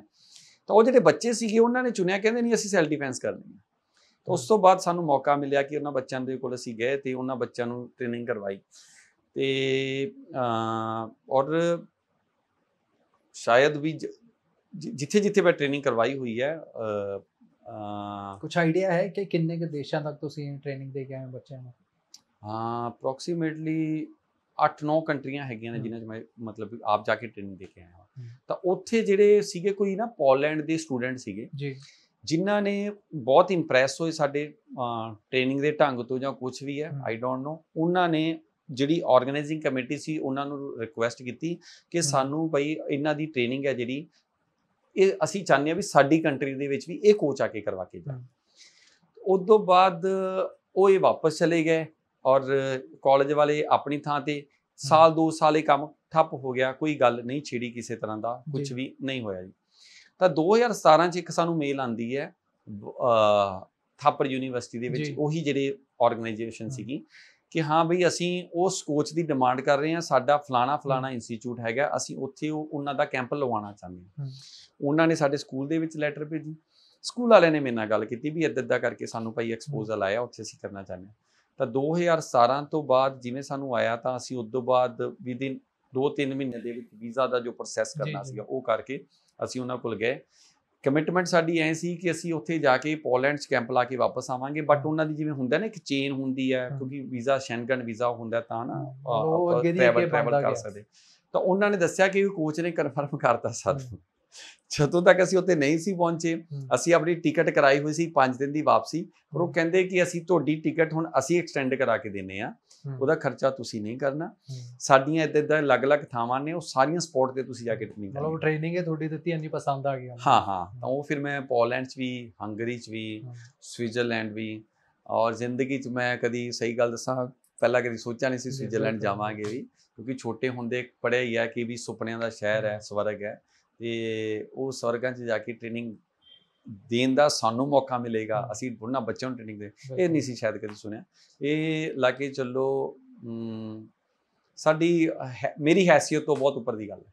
ਇਹ ਸ਼ਾਇਦ ਪਰਮਾਤਮਾ ਹੈਗਾ ਜਿਹੜਾ ਕਿਸੇ ਨਾ ਕਿਸੇ ਤਰੀਕੇ ਨਾਲ ਸਾਨੂੰ ਇਹ ਸਾਰਾ ਕੁਝ। ਬਟ ਉਹ ਕਹਿੰਦੇ ਨੇ ਕਿ ਜੇਕਰ ਤੁਸੀਂ ਸੱਚੀ ਲਗਨ ਦੇ ਨਾਲ ਮਿਹਨਤ ਕਰਦੇ ਹੋ ਤਾਂ ਮੁੱਲ ਦਾ ਜ਼ਰੂਰ ਮਿਲਦਾ ਹੈ। ਬਿਲਕੁਲ। ਤੇ ਤੁਹਾਡੇ ਸੁਪਨੇ ਵੀ ਮੈਨੂੰ ਲੱਗਦਾ ਗੇਮ ਕਰਕੇ, ਤੁਹਾਡੀ ਖੇਡ ਕਰਕੇ ਪੂਰੇ ਵੀ ਹੋਏ ਨੇ, ਜਿਹੜੇ ਤੁਸੀਂ ਦੇਖੇ ਵੀ ਨਹੀਂ ਸੀ, ਉਹ ਵੀ ਯਕੀਨ ਦੇ ਵਿੱਚ। ਜ਼ਿੰਦਗੀ 'ਚ ਨਹੀਂ ਸੀ ਮੈਂ ਕਦੀ ਸੋਚਿਆ ਕਿ ਮੈਂ ਕਦੀ ਵਰਲਡ ਰਿਕਾਰਡ ਆਪਣੇ ਨਾਮ ਦੇ ਨਾਲ ਵਰਲਡ ਰਿਕਾਰਡ ਹੋਲਡਰ ਲਗਵਾਵਾਂਗਾ, ਤੇ ਇਹ ਮੈਨੂੰ ਲੱਗਦਾ ਕਿ ਸ਼ਾਇਦ ਉਹ ਪਰਮਾਤਮਾ ਉਹਦਾ ਦਿੱਤਾ ਹੈ, ਨਹੀਂ ਤੇ ਸ਼ਾਇਦ ਅਸੀਂ ਇੰਨੇ ਜੋਗੇ ਨਹੀਂ ਹੈਗੇ। ਮੈਂ ਵੈਸੇ ਬੈਠਾ ਸੋਚ ਰਿਹਾ ਸੀ, ਮੈਂ ਕਿਹਾ ਤੁਹਾਡੀ ਗੇਮ, ਤੁਹਾਡੀ ਖੇਡ ਇੱਕ ਅਜਿਹੀ ਖੇਡ ਹੈ ਕਿ ਉਹ ਪਰਸਨਲ ਲਾਈਫ ਦੇ ਵਿੱਚ ਵੀ ਬੜੀ ਕੰਮ ਆ ਜਾਂਦੀ ਹੈ, ਟ੍ਰੇਨਿੰਗ ਲਈ।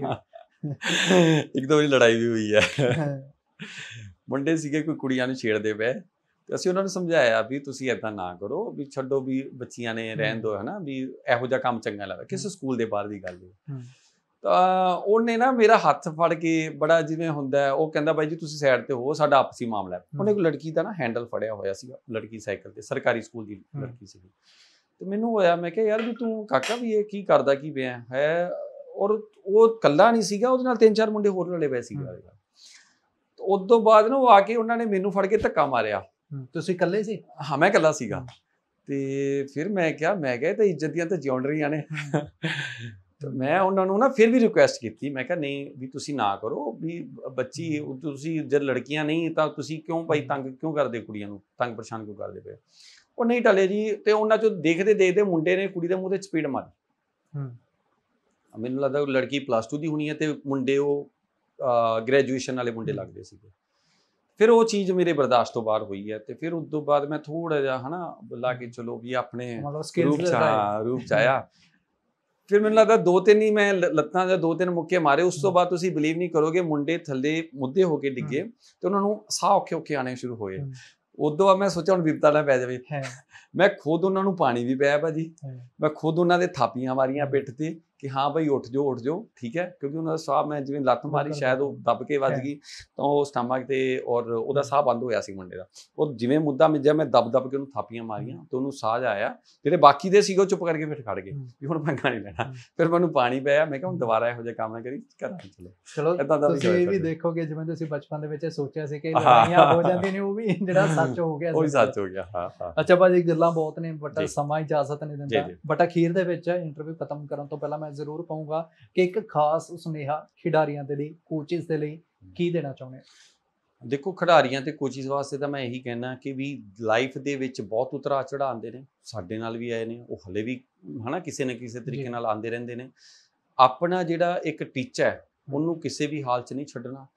ਕਿਸੇ ਵੀ ਤਰ੍ਹਾਂ ਦਾ ਕਦੀ ਕਿਸੇ ਦੂਜੇ ਨੂੰ ਬਲੇਮ ਨਾ ਦਿਓ, ਨਾ ਉਹ ਕਦੀ ਆਪਣੀ ਐਸੋਸੀਏਸ਼ਨ ਨੂੰ, ਨਾ ਆਪਣੇ ਕਦੀ ਸੀਨੀਅਰਸ ਨੂੰ, ਕਦੀ ਕਿਸੇ ਨੂੰ ਬਲੇਮ ਨਾ ਦਿਓ। ਆਪਣੇ ਟੀਚੇ ਦੇ ਨਾਲ ਚੱਲਦੇ ਰਹੋ। ਪਰਮਾਤਮਾ ਕਿਤੇ ਨਾ ਕਿਤੇ ਤੁਹਾਡੀ ਬਾਂਹ ਫੜੇਗਾ ਹੀ ਫੜੇਗਾ। ਔਰ ਜਿਹੜੇ ਵਿੱਚੋਂ ਹਿੱਲ ਜਾਂਦੇ ਨੇ ਜਾਂ ਡੋਲ ਜਾਂਦੇ ਨੇ, ਪੈਰਾਂ 'ਚ ਕਦਮ ਪਿੱਛੇ ਪੱਟ ਲੈਂਦੇ ਨੇ, ਉਹ ਕੰਮ ਨਹੀਂ ਕਰਨਾ। ਉਹ ਪਲੇਅਰਾਂ ਨੂੰ ਤੇ ਕੋਚਿਸ ਵਾਸਤੇ ਵੀ ਇਹੀ ਹੈ ਕਿ ਵੀ ਉਹ ਕੰਟੀਨਿਊ ਆਪਣੀ ਲਾਈਫ ਦੇ ਵਿੱਚ ਜਿਹੜਾ ਆਪਣਾ ਸਪੋਰਟਸ ਦਾ ਕੈਰੀਅਰ ਹੈ ਉਹਨੂੰ ਸ਼ੁਰੂਆਤ ਜਿੱਦਾਂ ਮਰਜ਼ੀ ਕਰਦੇ ਰਹਿਣਗੇ।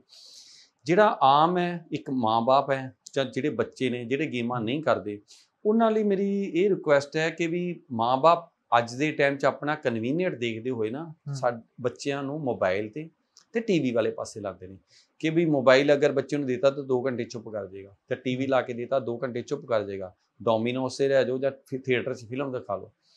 ਮੈਨੂੰ ਲੱਗਦਾ ਕਿ ਮਾਂ-ਬਾਪ ਨੂੰ ਸਿਰਫ ਅੱਧਾ ਘੰਟਾ ਲਾਈਫ ਬਹੁਤ ਬਿਜ਼ੀ ਹੈ ਬਟ ਬੱਚਿਆਂ ਤੋਂ ਉੱਪਰ ਕੁਝ ਨਹੀਂ ਹੈ ਜ਼ਿੰਦਗੀ ਦੇ ਵਿੱਚ। ਉਹਨਾਂ ਬੱਚਿਆਂ ਨੂੰ ਖੇਡਾਂ ਦੇ ਨਾਲ ਜੋੜਨ ਵਾਸਤੇ ਉਹਨਾਂ ਨੂੰ ਗਰਾਊਂਡ 'ਚ ਲੈ ਕੇ ਜਾਣ ਤਾਂ ਕਿ ਬੱਚਿਆਂ ਦਾ ਖੇਡਾਂ ਪ੍ਰਤੀ, ਗਰਾਊਂਡ ਪ੍ਰਤੀ ਪਿਆਰ ਪਵੇ।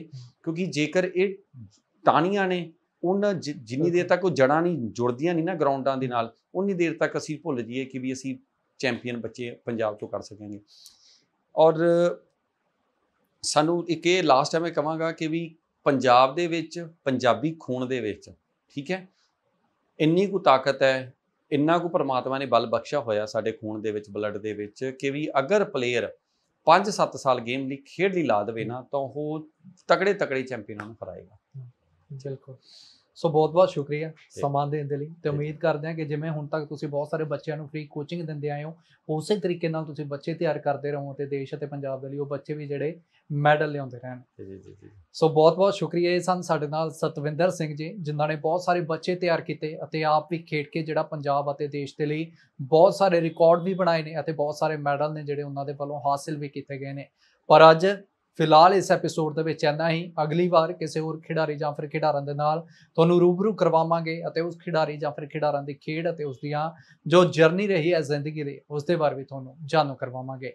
ਫਿਲਹਾਲ ਦੇ ਲਈ ਇੰਨਾ ਹੀ। ਮੈਨੂੰ ਦਿਓ ਇਜਾਜ਼ਤ। ਧੰਨਵਾਦ।